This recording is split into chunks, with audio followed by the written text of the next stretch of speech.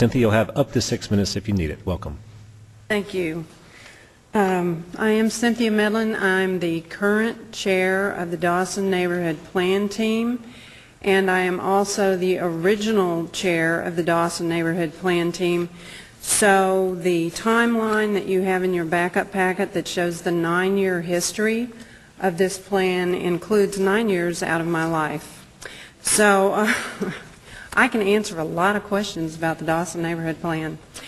I would like to welcome the new council members to the dais, and it's a pleasure to stand before you tonight, although I wish I wasn't here.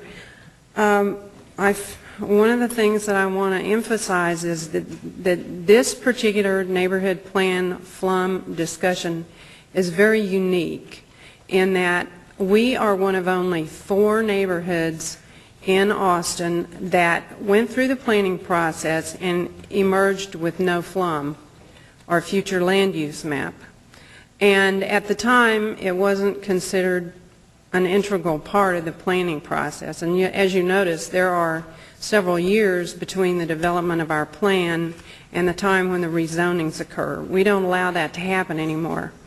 The plan and the rezonings go through the Planning Commission and the Council at the same time, and included in that is the future land use map. One of the things that concerns us is that all of us, 4 neighborhoods who have been through this process and do not have FLUMs, is that this was sort of an after-the-fact thing that was imposed upon us. And this has been very problematic. You will also notice on your timeline that in 2003 we passed an ordinance allowing the amendments of neighborhood plans. And there was a lot of time and energy put into crafting that document, which is an ordinance, as is our neighborhood plan, as are our rezonings. These are all ordinances. The FLUM is not. The FLUM is nowhere in ordinance language. It's just a handy tool that has been imposed on the process, and when taken out of context can become something that is more of a bludgeon than a tool. And I think that is what we're in danger of utilizing the FLUM if we do not accommodate the 4 plans that did not have one and say, okay, what the maps that you produced out of this lengthy process should be honored, and whether or not they're your original supervision or their reflection, as ours is, of the very contentious rezoning hearings that happened years after the plan was passed, if that's where we want to start and we want to amend it and we want to be responsible for it, then I think that has to be honored. And we should not have to go through this process of going through Planning Commission and Council to bless something that is separated by years from the original process. We all had maps. It's not that much of a stretch to produce a map, put the colors in, and bless it and move on.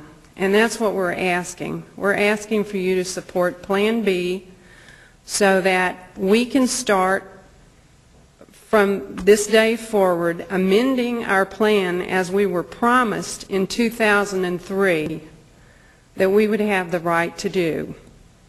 Now, I served 4 years of those 9 years on the Planning Commission, and I have to admit that it astounds me when the Planning Commission takes areas out of a proposed future land use map that is based on a plan that has already been through planning and rezoning and is in ordinance, and directs staff to have meetings to rezone the corridors mixed use. I did have a problem with that. I was a bit astounded that that would come from the Planning Commission. I don't remember that sort of thing happening, so I was a little surprised.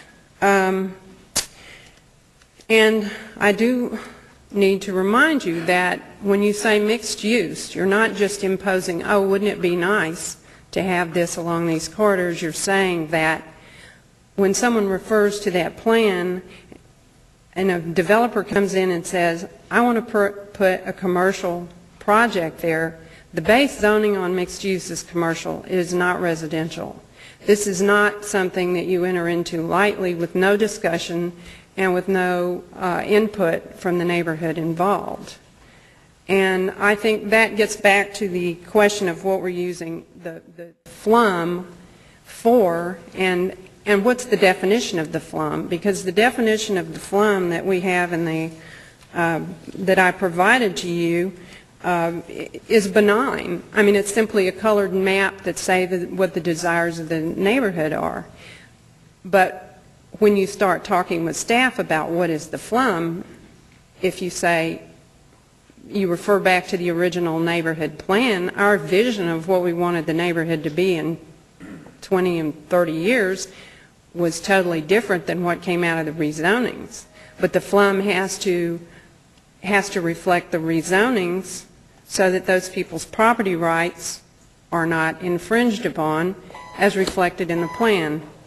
So we think that council should find some way to address that issue to preserve, to assist the other neighborhoods that do not have FLUMs.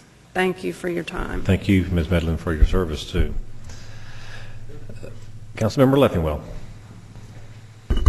Ms. Medlin, I'm assuming that the only difference between B and C is this mixed-use area down that fronts on Ben White? No, the difference between B and C is also the corridor along Old Torf, which is single family. And it is that it includes both. Oh, C, I guess doesn't include Old Torf. No. I'm sorry, I misspoke. I'm not that familiar with C here, but yes, that would be true. Okay, so your specific objection, I take it, is to zoning this single-family area that's bounded by Reyna and Ben White, and it doesn't give the name of that other street, but it's zoned single-family and faces on Ben White, and the C recommends that that be mixed use. That is your basic. No, our objection is to the process. What we want out of what we thought we were getting was the right to amend our plan, which means the following, that if someone has a project and they want to redevelop that property, that they would come to us and do a presentation and say, this is our project, this is what we want to do, we want to amend the plan. And then we would get with those people and we would discuss it, and we would make agreements like we did with Mr. Holt for the property that's included in the part of the plan that was blessed by the Planning Commission. That was an amendment process, and it is tied to that portion of the plan passing. The difference between B and C is that C is kind of an end run around the amendment process. They're saying, we want you to go ahead and put mixed use on this area without us knowing what it is they want to put there, and imposing it on single-family homes that exist now as single-family homes. Some of those neighbors are here.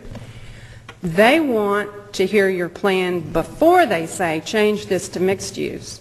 C is, we're going to change it to mixed use, and then you'll find out what the plan is. That's the difference. I understand that, but I take it from what you're saying, you don't necessarily have a problem with the substance of C, but you have a problem with the process by which you got there. Okay, they want to change the land. They want to change the land use map without ever presenting anything regarding why it should be changed.